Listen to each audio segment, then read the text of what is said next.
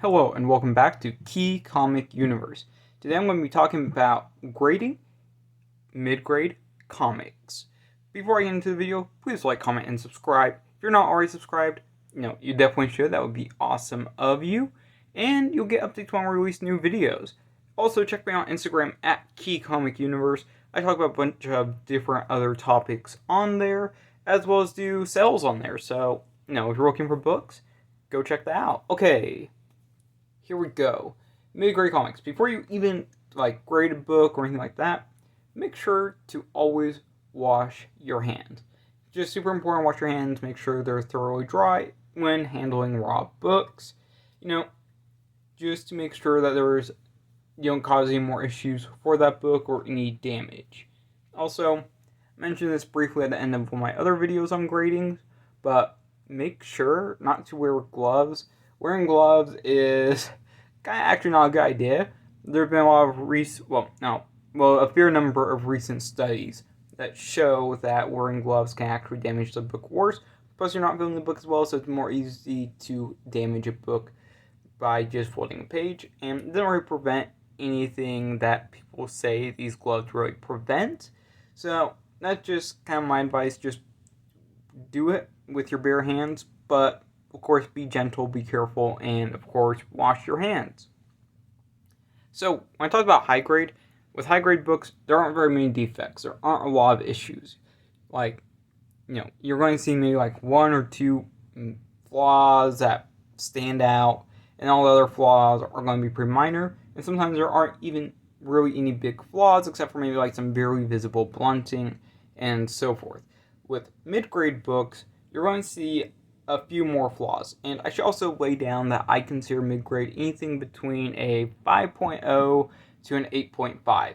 That's what I typically consider mid-grade. I think 9.0 and up, I consider that high grade. At least that's my view on it. And anything below 5.0, I consider that low grade or lower grade. Now, of course, with anything, sometimes there are books out there where you don't really get above, and I should clarify, I'm referring to pre-code books.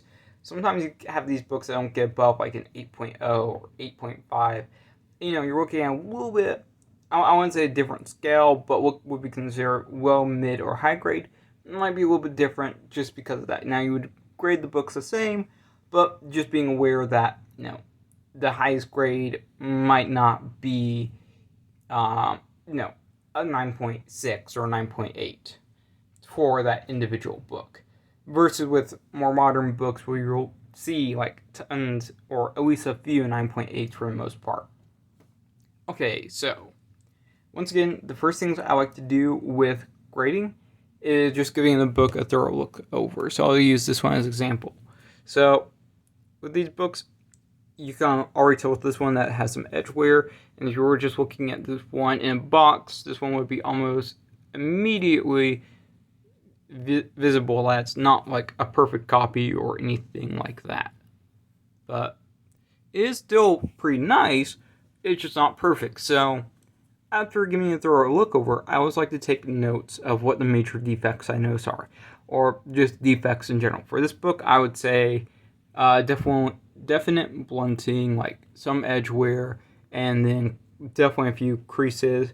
And also for this, next I would take a look on inside the book, check page quality, see what type of pages are in there. Just, always important to check. It does affect values of books, especially when you get to higher end books. Page quality is a pretty big deal. Next for this, I would check the back cover, of course, see how the staples are, make sure they're still firm, and so forth. Now for this book, and this is what I gave for this book, I gave this book a 6.0. Now, when I grade mid-grade, I like to double check with multiple resources. But before I do any of that, I always write down what I notice the pages to be. So this page quality on this book is not the best. The page quality was surprisingly not very good for this book, but it does also have a few other issues. So, as mentioned, edge wear, medium crease on the cover, spine ticks, blunting, and tanning. So, I should also mention the entire back cover, not the entire, but there's a pretty decent amount of sun shadow on the back, as well as some tanning on the edges. So for this book, despite not being perfect, I would still give this book a 6.0, because despite the flaws, none of the flaws are like pushing it into low grade. Probably the least desirable aspect of this book is the page quality. So, like, otherwise, this book does look pretty nice. The crease up here sucks, but it's not game changing or end of this book or anything like that. It's just something to be aware of. And for the rest of the book, despite the spine ticks, most of them are pressable, but it doesn't really break color. And down here, this is more noticeable, but it's not severe, despite the edge wear. It's not like severe edge wear or chipping. So, despite all those issues, none of the issues make this book low grade. There's just a multitude of smaller issues that push down the grade of this book. So that's the first thing. Also, page quality, it doesn't affect the grade a ton. Like, it does affect the grade, of course, but not as much as, other issues such as like chipping, creases, etc. You have a book like 1.0 with like white pages, or you have a book like an 8.0 with cream pages, or I think even tan pages, if I remember correctly. Sorry, it's been a little bit of a while since I looked at page quality. Mainly I deal with like a lot of books that have like nicer page quality, but anytime I have a book come in with really bad page quality, I always have to check. And now the Braille pages definitely mess up the grade, but overall, page quality is typically like an added benefit, I would say, if it's nice page quality on pretty much any book. So yeah, that's kind of my thoughts on that anyways, but yeah, let's grab another example. Marvel Spotlight, number 12. Now, this book is looking pretty good. There's this one little like chip, well, not even chip, more like some wear right there, corner wear, like blunting. Down here you can see a little bit more blunting.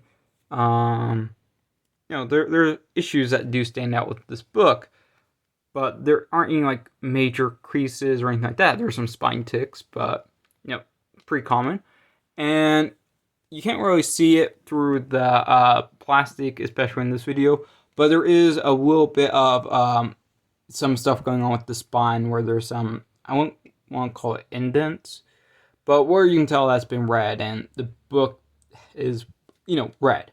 Now, the spine is still pretty nice, and the staples are still really firm, but once you get this book in hand, you can tell it's been read. Now, here are my things that I detail for this book. Now, this book also came back 6.0 in my opinion. Now, it has white to off-white pages. It's the first solo Hellstrom, and some people consider it his first full appearance. I just include that just as a note because, I want to be accurate. I want to include every single detail I can when including like key details. Page quality on this book is super nice, off-white to white. There are spine ticks, as mentioned. And this is what you can't really see from this book. There's some scratches. Now, not necessarily like color breaking, like they're more non-color breaking for the most part, but there is some on the back as well, just like some little nicks and stuff like that could easily be pressed out. But yeah, also some corner crease, which isn't really visible super well. Once again, probably a fixable defect if I remember correctly. But yeah, the creases are mostly on the back of the book, and then there is some light soiling on the back, and some edge wear and some blunting. Now, if you compare it to this book has fewer notes. The Showcase 73, it has like almost half as many notes versus the Marvel Spotlight. But what makes it the same grade is that the Marvel Spotlight has all the issues with this book are a lot smaller than this book. And due to this book having a multitude of smaller issues, the grade did get pushed down because of that. Versus with this book, there's very few defects, but the defects that are there are more noticeable and affect the grade more. And then finally, getting into a graded book. Now, I always like to have at least like one graded book in each grade range at a given time, just so I can use it as a reference in case, like, for example, hey, what if this defect exists on this book? What would that grade come back as? And I also really like CBCS. Here, I'm going to move the camera up just a bit. I really like CBCS for this reason because you can always look up the grader notes with them. Unlike with CGC where you have to pay money, which, come on, I don't want to pay money. But with CBCS, their grade notes are easily found for these books. You can just type in like the number right here and check out what's wrong with it. Now, for this book, this one is a 5.5. Now, when I got this book, I was like, this is a 5.5? And so I looked up the grader notes, and, this is kind of going in with how mid-grade books are graded. And again, this is like lower mid-grade. So there are going to be a few more issues with this one. Like, for whatever reason, every single time I see, books on the lower side mid-grade, there's always going to be more issues. But I noticed that the issues are typically more noticeable for the most part.